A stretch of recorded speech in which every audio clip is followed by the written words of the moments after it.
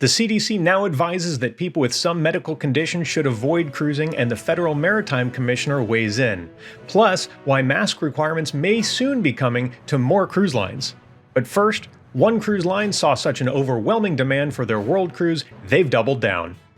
I'm Bill from CruiseHabit.com with this week's episode of Billy's Cruise Takes.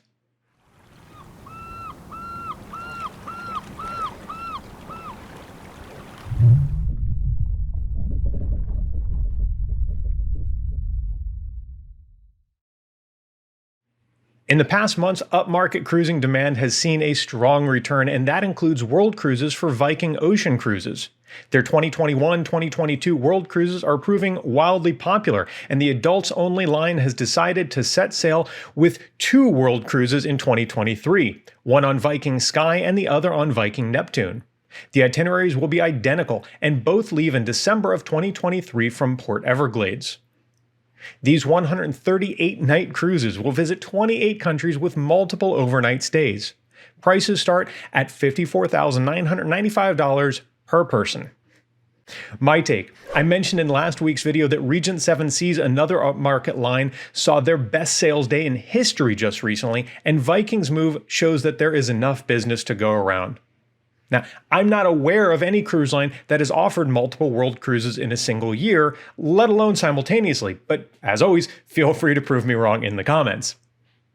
Viking isn't new to repeating what works though, as all 6 of their current ocean ships and their 9 upcoming ocean ships are essentially identical to one another. If it's not broke, don't fix it. The line started as a river cruise line with a large fleet that they still operate, but their ocean cruises have become loved by many for their elevated service, accommodations, modern ships, and we'll say more inclusive pricing, which includes all of the dining, some excursions, as well as beer and wine with meals. Now, I'd love to try Viking cruises sometime soon, but it'll probably be with a shorter sailing, since as it stands right now, I did the math, we're about $109,000 short for that world cruise. We've got some updates and tips coming up next, but first do me a quick favor and hit the subscribe and like buttons down below, then click the bell to allow for notifications when we post new videos and when we go live from ships at sea. It doesn't cost you a dime and it would mean the world to me. I appreciate it. Now back to cruise news. Recently, the CDC updated their guidance on cruising and now advises persons at increased risk of severe illness from COVID-19 to avoid cruise travel. This includes older adults, those with certain chronic medical conditions, persons who are overweight, immunocompromised, smokers, and others. The CDC also advises against cruising for those who are not fully vaccinated, though generally speaking, as of September 3rd, cruise lines will be requiring that all persons 12 or older prove they're fully vaccinated in order to sail. This comes the same week that the Federal Maritime Commissioner, Louis Sola, said that he feels safer on a cruise ship than on an airplane these days. Noting, quote, "I feel much safer on a cruise ship than I do flying. I'm not knocking flying, but you're interacting with more people of unknown vaccination status in an airport." He continues, "The number one measure we are mandating is 95% of the passengers of the vessel are vaccinated. Bottom line, if you get sick and you are vaccinated, the symptoms should be mild. If you're not vaccinated, you will get the proper care. We as a nation have to live with COVID in all aspects of life. Being prepared is key to this." End quote. My take: this isn't bad advice, and like any decision about your health, you should absolutely speak with your healthcare professional. Unfortunately, for those skipping right to the cruise section and not looking at the big picture, this isn't well contextualized. For example, persons at high risk for severe illness probably want to avoid crowded spaces on land, might want to dine outdoors and take other precautions as the CDC and other organizations recommend. On a cruise ship, there's a wider variety of preventative measures ranging from testing and vaccines to air filtration systems.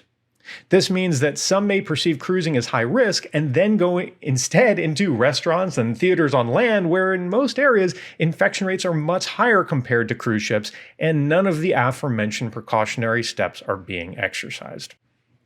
I want people to be armed with information, and I want people to make the decisions that are right for them. For me personally, living in South Florida, I'll continue to, by the numbers, be much safer on a cruise ship than at my local grocery store. Your next cruise may require more mask wearing than you think. When it was found in the past weeks that the Delta variant can cause even vaccinated persons with breakthrough infections to become contagious, the CDC updated their mask guidance on land, and now they've done the same for cruising. They're asking cruise lines to reconsider policies that allow for guests and crew to go without masks and skip social distancing, even on cruises with 95% or more of guests vaccinated. They're also recommending that passengers should get tested prior to embarkation, whether or not required by the cruise lines. Now, these are recommendations and not requirements, but of course that could change at any time, just like cruise line policies could change. My take. Most lines are requiring masks except in designated areas. NCL and Celebrity are the only exceptions here, at least the big ones in North America. NCL only recently started sailing, but Celebrity hasn't had any sailings with a large number of cases, but it would still be fine with me if this change happened. None of us want to wear masks, and I'd not fault anyone for changing their plans based on updated recommendations or guidance, but for me, it's a small price to pay to enjoy a cruise.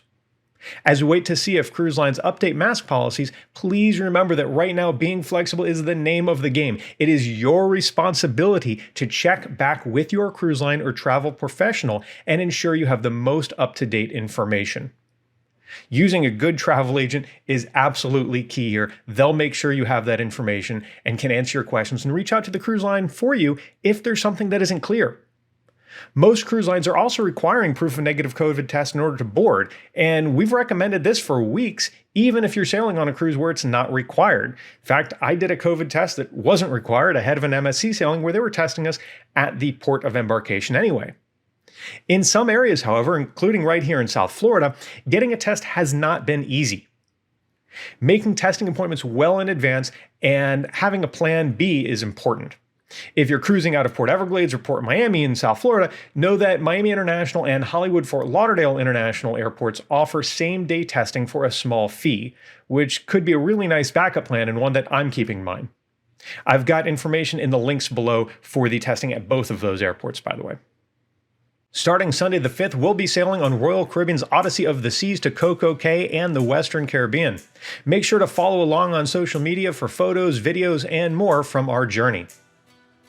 For more cruising info, tips, and tricks, check out cruisehabit.com, like this video, and subscribe to our YouTube channel, and follow us on Instagram by searching Cruise Habit. We look forward to talking ship with you again real soon.